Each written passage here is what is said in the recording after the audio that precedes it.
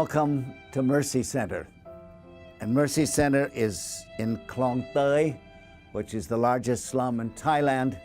It's our slum. We've been there forever, 40 years. And Mercy Center is where the children are. And it's a home. And it's here in Bangkok. You're invited to come. But I want to tell you, but you can't come in unless the children give you permission. And I want to tell you a story, one of the many stories of this fabulous young lady. She's 4 years old. Her name is Miss I. And her mommy has just died.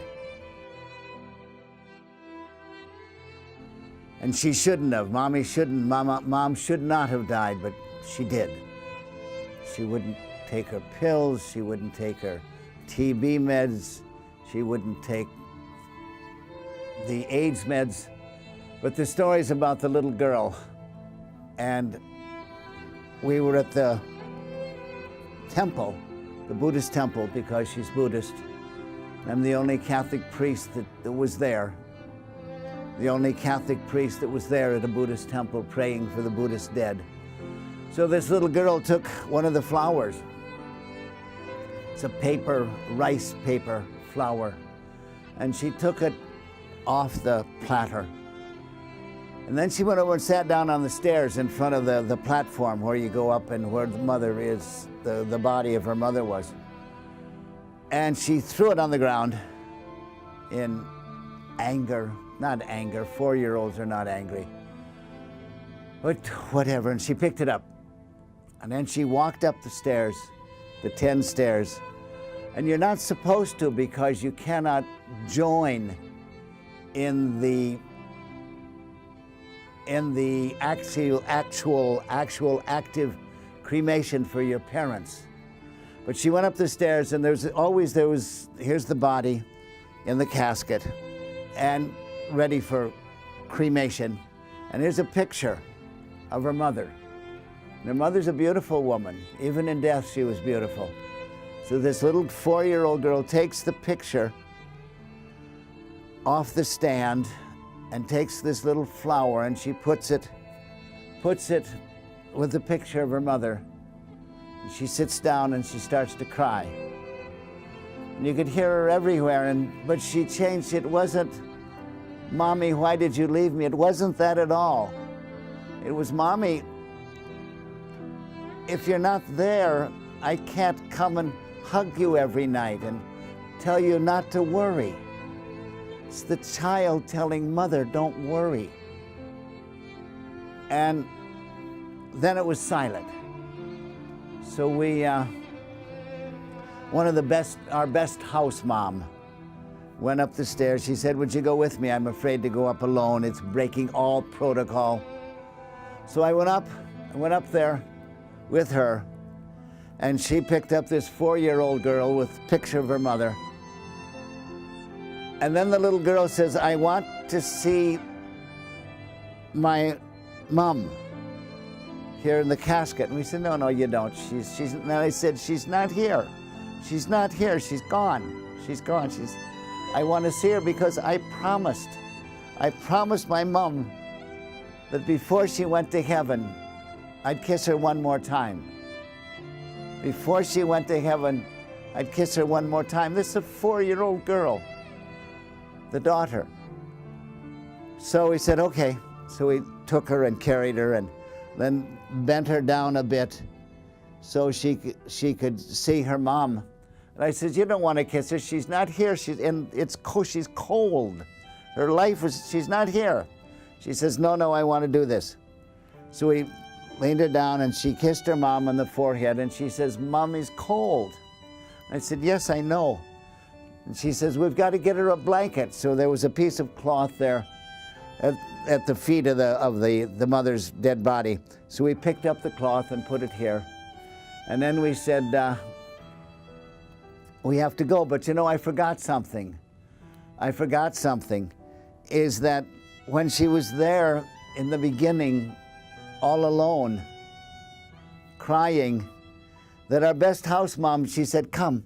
She pointed to about a dozen of her peers, 4-year-old peers. They go to kindergarten together at our kindergarten. We have kindergartens. We have all kinds of them. We got 3,000 kids going to school, slum kids, but that's for a different day. So she motioned all these kids come up, so then we got a dozen 4-year-olds. And they come up, they run up the stairs, and they're sitting there, and they're holding this 4-year-old girl who's crying that her mother's just died. And they're consoling her the way 4-year-olds console other 4-year-olds, and it's very beautiful. We stupid adults have lost all of that. I'll repeat that. We stupid adults, we've lost all of that. We forgot, and that's horrible.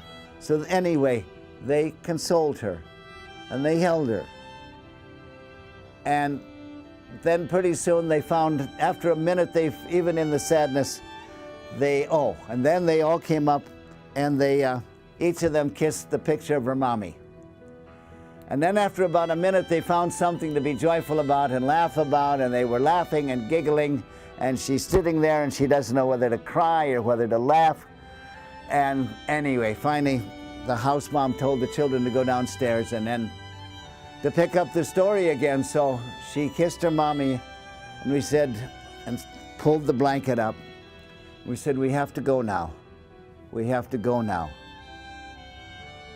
So we did, and we carried her down, and the monk was there, wonderful monk, and he had lustral water sprinkled on the body as his custom, and he gave the bottle to me. It was a great honor, and I sprinkled the dead body as a blessing, and then the little girl, together we held it so she didn't drop the bottle, and she sprinkled lustral water on her mommy, and then we all went down the stairs. And tomorrow, so she came home with us because she's got nowhere to go. Her father's dead. She has one uncle who's loopy at best. We wouldn't dare leave a 4-year-old girl with him. I'll repeat that, he's loopy at best, and we would not dare leave a 4-year-old girl with him. So she came home with us. She was coming home with us. And on the way home, I said, we stopped, there was a mom and pop store there. So we said, stop, this old pickup truck type taxi where you sit in the back. And so I said to her, Miss I, you know, you have to be the sponsor now and thank your friends for coming and giving you honor at the cremation of your mother. And she said, yes. So I said, what about ice cream? What about ice cream? And they all thought that was a good idea. So then, of course, I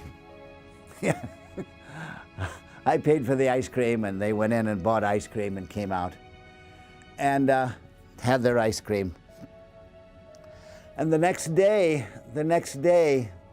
was to go to the temple and get the remains, what I guess the word in English, the bone shards or the remains of the cremation remains. And then what you do is you put them in a like a napkin or a piece of white cloth about like this and about like this. So you put the remains there, and then you put some flowers on the top, and then you tie it up, and then you take this in a boat out to the deepest and coolest part of the river. And we did. But Miss I, she says, my mommy never liked to swim very well, so I'm not going to go. But I promised my mommy I'd learn how to swim someday. So anyway, we took the remains of mommy, and we put them, you know, very gently off the boat, and I blessed them, because I'm a priest. I'm a priest. That's what we do. We pray for the dead. We bless the dead and the bones. So, and according to custom, it's after we bless them, it slowly went under the current, and slowly went down to find its own place or mom's own place in the deepest and coolest part of the river, where she will be at peace and calm.